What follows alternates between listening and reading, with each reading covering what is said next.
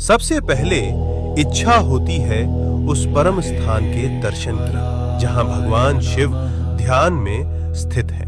कैलाश पर्वत उनका परम आसन। ये कोई साधारण पर्वत नहीं बल्कि भगवान शिव का साक्षात रूप है।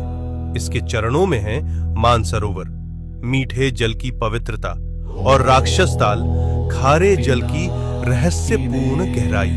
इतने पास फिर भी एक मीठा एक खारा, जैसे भगवान शिव के भीतर संतुलित दो स्वरूप। अब हम पहुंचते हैं उस तपोभूमि पर जहां भगवान शिव और माता पार्वती ने विवाह के बाद ध्यान लगाया।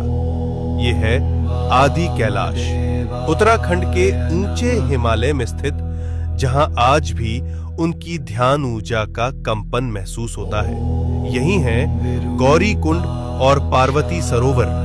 ये पर्वत नहीं, शिव पार्वती की जीवित उपस्थिति का केंद्र है, इसलिए कहलाता है छोटा कैलाश। और पास ही स्थित है ओम पर्वत, जहां बर्फ पर स्वतः उभरा ओम दिखाई देता है, जैसे शिव का मौन मंत्र इस भूमि में गूंज रहा हो अनंत काल से। अब हम बढ़ते हैं हिमाचल की उस रहस्यमयी चोटी की ओर जहां विराजमान है स्वयं भगवान शिव, जिसे कहा जाता है मणि महेश कैलाश। इस पर्वत की चोटी से दिखाई देती है एक दिव्य मणि। मान्यता है जब भगवान शिव प्रसन्न होते हैं तो ये मणि दिव्य तेज प्रकट करती है, जो भक्तों के जीवन में भर देती है एक दिव्य प्रकाश। इसके चरणों में स्थित है पवित्र मणि महेश झील, जहां हजारों श्रद्धालु हर वर्ष स्नान करते हैं और भगवान शिव का आशीर्वाद प्राप्त करते हैं। अब हम पहुंचते हैं हिमालय की उस ऊंचाई पर जहां की हवा भी हर हर महादेव का जप करती है।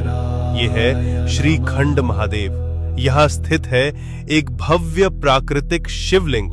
यहाँ तक पहुंचने का मार्ग अत्यंत कठिन, लेकिन कहा जाता है जिसे स्वयं भगवान शिव बुलाते हैं वही इस दिव्य शिखर तक पहुंच पाता है। श्रीखंड महादेव केवल एक शिवलिंग नहीं, ये है भगवान शिव का हिमालयी सिंहासन। अब हम पहुंचते हैं भगवान शिव के एक और दिव्य धाम पर, हिमाचल की उस रहस्यमयी भूमि में किन्नौर कैलाश। यहाँ स्थित है सदियों पुराना एक विशाल शिवलिंग, जो अपने आप में अपार ऊर्जा समेटे हुए। और कहा जाता है यात्रा के दौरान कई भक्तों को ब्रह्म कमल के दर्शन भी हुए। ओम नमः शिवाय।